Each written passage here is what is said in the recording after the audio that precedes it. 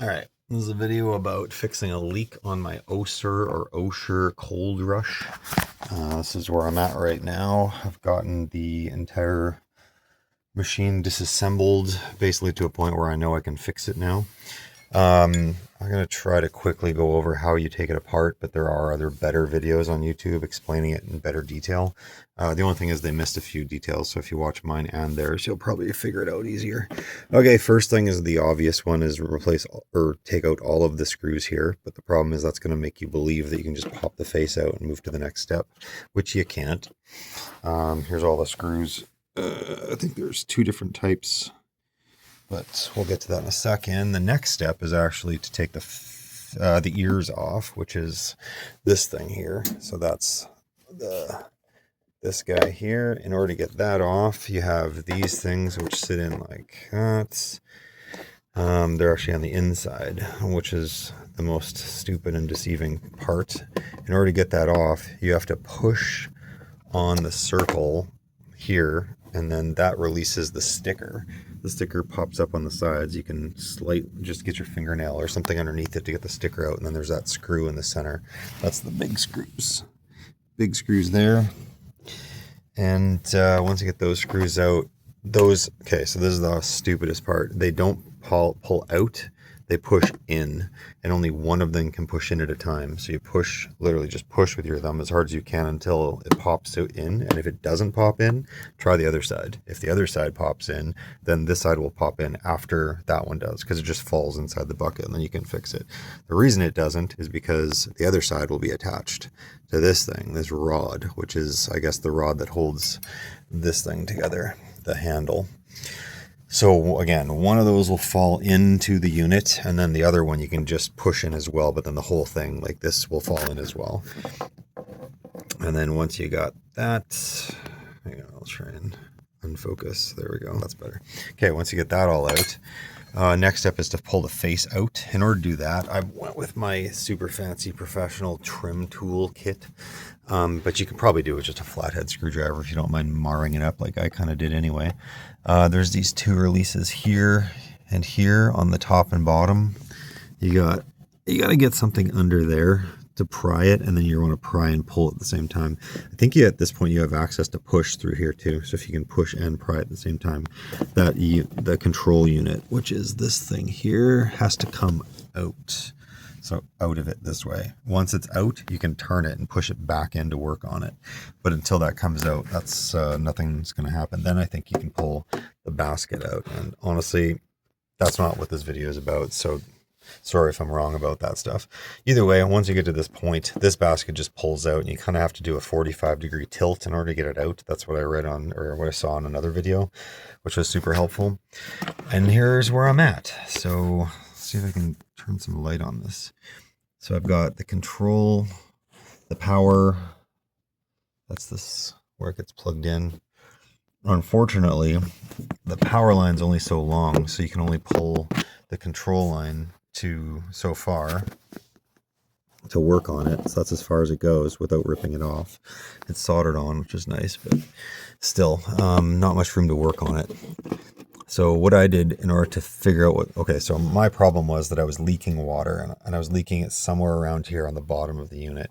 In order to figure out where it was leaking, I opened everything up and I ran it. And when I ran it, it was leaking right around here. First, I thought it was because of this ridiculous zip tie joint, mechanical joint. So they use these guys here, which I use pliers to get open, which you're going to have to, especially the little ones, because they're really tough to get at. You just squeeze and then they move. And the zip ties on the fronts, which I don't have a clue why that is. But I just bought worm drive clamps for here. So I'm going to have 4 worm drive clamps, or if I can find these 2, I'll buy 2 more for here. But I just couldn't find them at my hardware store. And they're like $1, if not less. Okay, so then when I saw it leaking here, I realized it wasn't the joint. So then I backed up. And in order to get at this spot to figure out what was going on, I chopped 2 chunks of it off, which sucks, but you'll see why that's not going to matter in the end. it'll be that much shorter, the line. And then I chopped this guy back at the other end. Fun fact, these don't need to be connected when you're running it. It just doesn't run properly. It won't shoot water out here. The only time water will circulate through here is if it's actually connected to whatever pad system you're using. Once those two are locked in place, the water will circulate through one and then back through the other. And the reason I have these arrows is because I determined that it's just this line. I labeled it on this side too, or wherever it is on that side there. Just this line that was leaking, not this side. But it turns out I have to replace them both anyway, so it made no difference. But at least I figured out where it was leaking. This helped me figure it out. So when I held this up in the air, it would leak here. And then when I put this below the water level of the machine, I raised the machine up on a chair, then it would leak right here. And so I thought it was at one of the joints. That's why I pulled these back. When I determined by pulling back and marring all this stuff up, again, it's not going to matter in the end, and I'll explain why.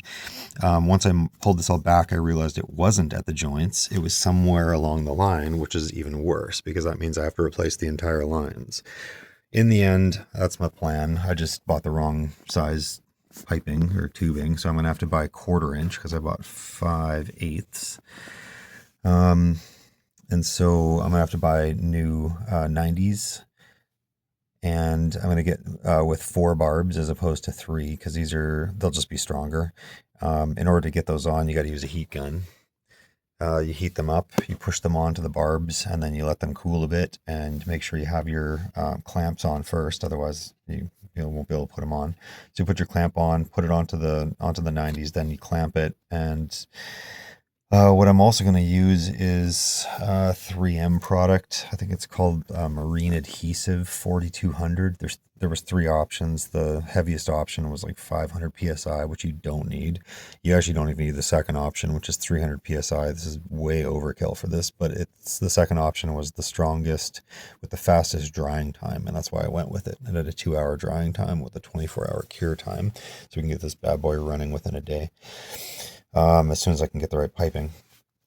There's a cheap option too, which would be perfectly fine as long as you don't care about the drying time.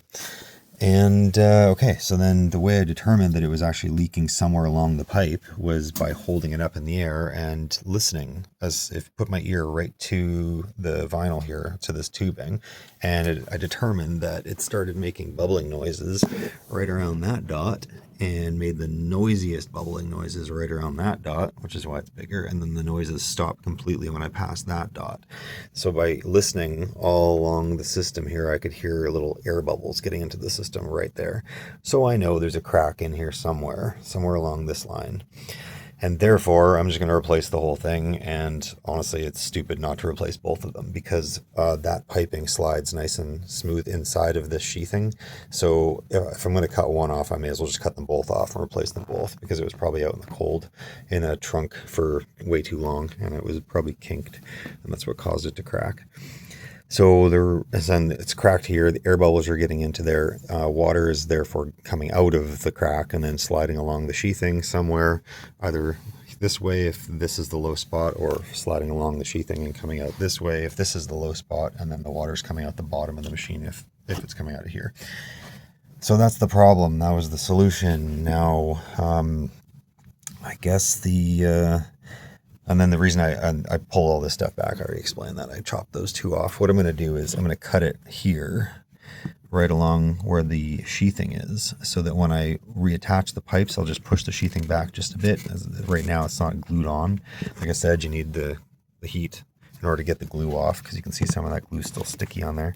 I think it's a design flaw that they even used glue here. I think that's stupid, because it's only going to degrade the vinyl, like the pipe, the tubing.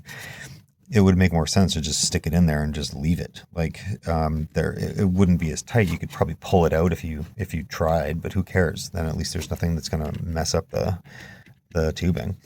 So when I put it back in, I'm just going to leave it as is. I'm not going to glue it in.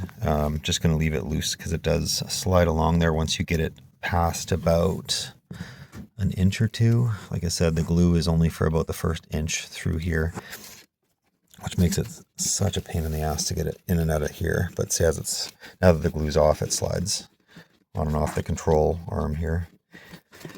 So again, I'll be chopping it probably here and here where my fingernails are, replacing these 90s, both of these, replacing all of this tubing, putting inside the sheath, reconnecting with the barbs here, which I don't have a choice. There are 3 barbs. I might actually use that 3M adhesive just for here because I think they did.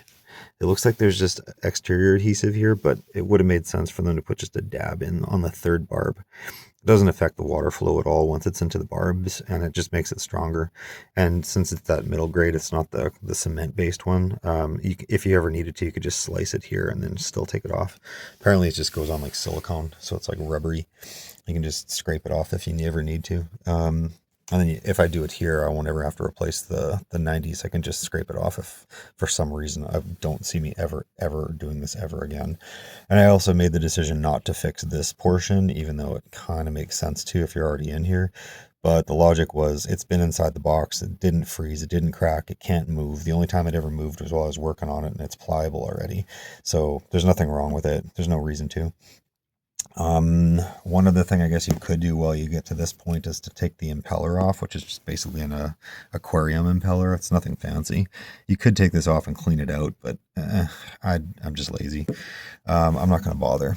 In theory, you could just use your lineman pliers, open up this right here, squeeze these together, pop this whole thing out, and then give it a cleaning in here.